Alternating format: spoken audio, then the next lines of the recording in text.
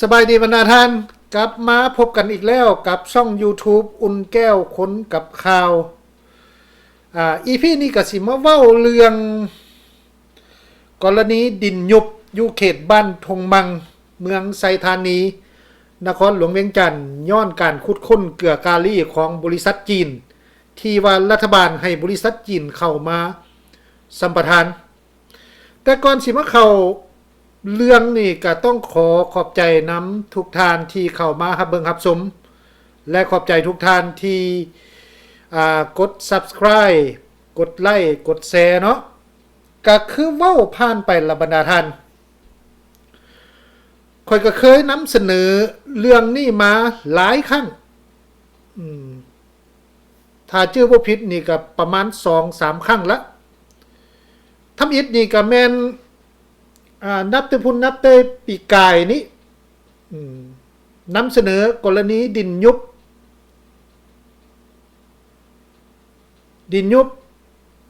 แล้วก็นำเสนอแล้วเมื่อบ่ดนมานี่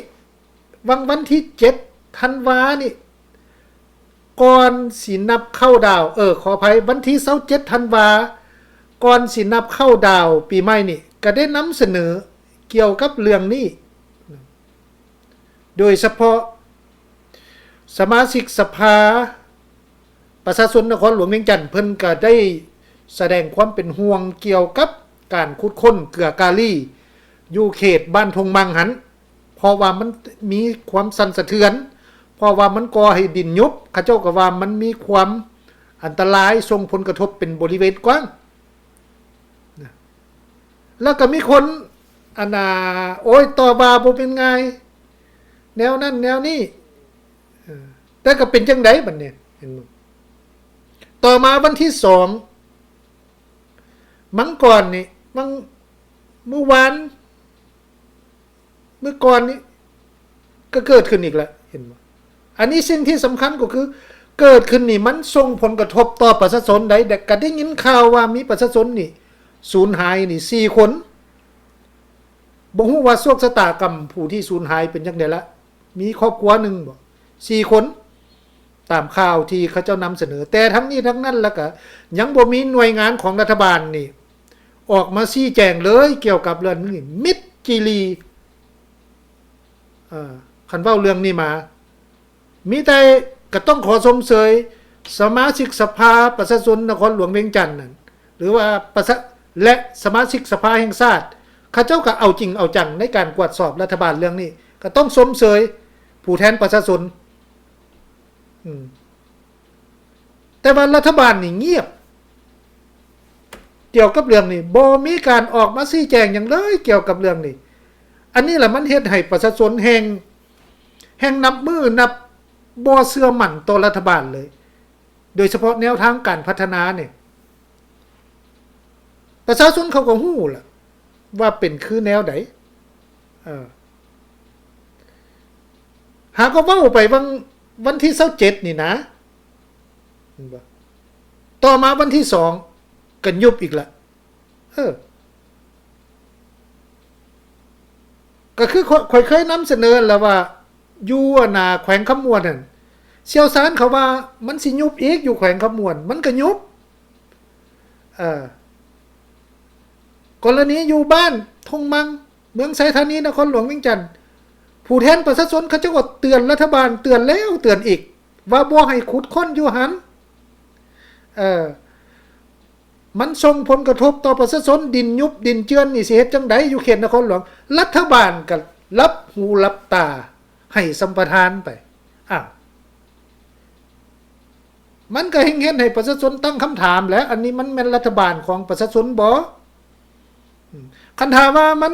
บ่มีความรับประกันบ่มีความปลอดภัยรัฐบาลก็มีสิทธิ์สั่งโจะหรือว่ามันมีคนตั้งคำถามว่ารัฐบาลเป็นหนี้จีนหลายบ่จังค่อยบ่กล้าสั่งโจะย่านบ่ได้เงินไปใช้หนี้เขามันก็เป็นจังซี่เขาเจ้าว่าน่ะ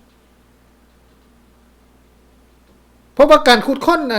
เกลือกาลีนี่ส่วนใหญ่ไปเอาบ่อเกลือกาลีไปค้ำประกันเงินกู้ยืมมาสร้างทางรถไฟลาวจีนต้องให้เขามาขุดค้น คันซันบ่มีเงินใช้หนี้เขาเด้อันนั้นคือความเป็นมากรณีการขุดค้นเกลือกาลีเอาเกลือบ่เกลือกาลีไปค้ำประกันเขาเด้เพื่อได้เงินกู้ยืมมาสร้างทางรถไฟบัดนี้สุดท้ายมาเป็นจังได๋บัดนี้ดินยุบดินเจือนไปและในตอนหน้ารัฐบาลสามารถออกมารับประกันได้บ่ว่ามันสิบ่เกิดขึ้นคันหากเกิดขึ้นเด้มันไผสิรับผิดชอบนายกบ่รับผิดชอบหรือว่าผู้ที่ให้สัมปทานเซ็นให้สัมปทานแต่ก่อนหน้าพุ่นรับผิดชอบถ้ามันเกิดความเสียหายหลายกว่านี้ขึ้นต่อประชาชนทั้งที่เขตที่สัมปทานนั่นมันก็มียุบดินยุบอยู่แล้วรัฐบาลก็บ่ได้ว่ามีมาตรการหยังให้บริษัทมารับผิดชอบว่าดินยุบจังซี่เจ้าสิปัวแปลงจังได๋ก็บ่มีเห็นบ่อย่าลืมว่าการขุดค้นเกลือกาลีนี่หลายท่านอาจจะคิดภาพบ่ออกขุดค้นอยู่ในพื้นดินอันนี้ข่อยก็บ่ได้ลงไปข่อยได้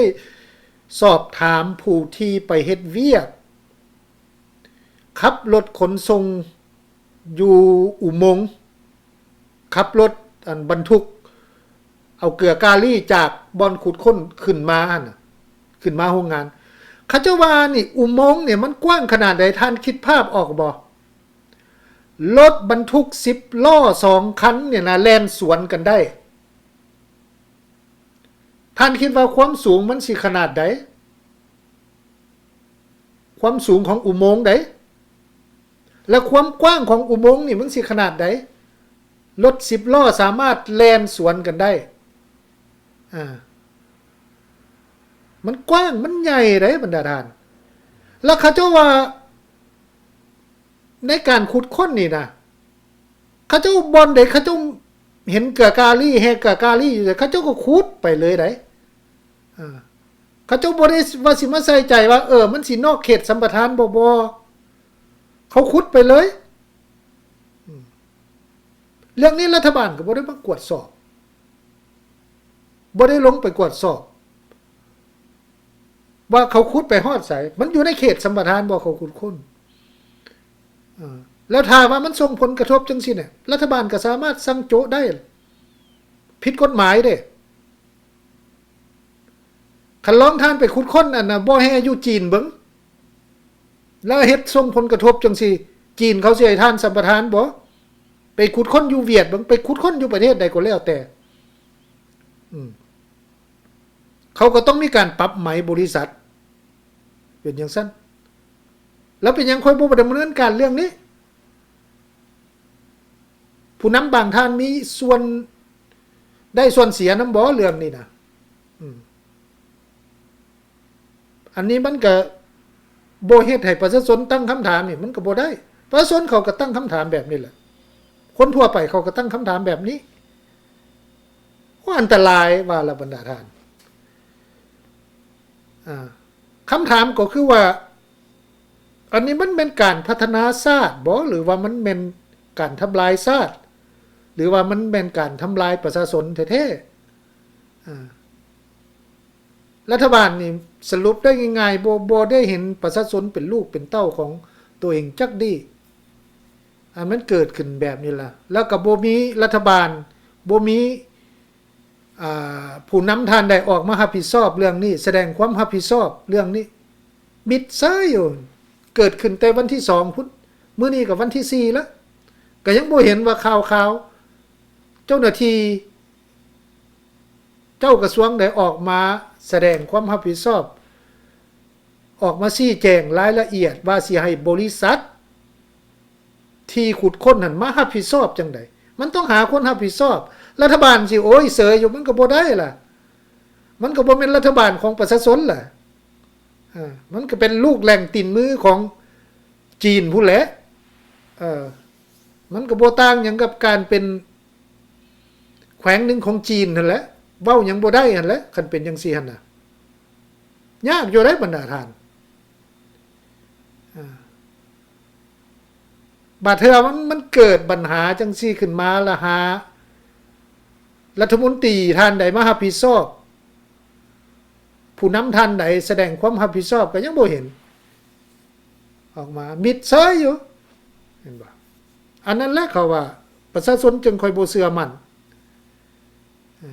มันก็บ่แม่นว่าคนอยู่ทั้งนอกประเทศดอกไปใส่ให้ป้ายสีส่วนใหญ่มันก็เป็นรัฐบาลและเฮ็ดตัวเองมันบ่มีไผไปเฮ็ดหยังให้ตัวเองดอกนอกจากว่านโยบายของตัวเองนั่นแหละมันเป็นตัวข่าวตัวเองเฮ็ดให้ประชาชนบ่เชื่อมั่นก็สิประมาณนี้ล่ะบรรดาท่านก็ต้องขอบใจบรรดาท่านที่เข้ามารับเบิ่งรับชมและกด Subscribe กดไลค์กดแชร์กับพบกันใหม่ใน EP ต่อไปก็ฟังมึงว่าขอต่ออีกก็ฟังมึงว่าเพิ่นสิมีการชี้แจงแนวใดหรือว่าสิมิดคือเก่าคันมิดคือเก่านี่โอ้ถือว่าประเทศลาวนี่ล่มสลายแล้วในด้านการบริหารประเทศสิมีประมาณนี้บรรดาท่านลาไปก่อนสบายดี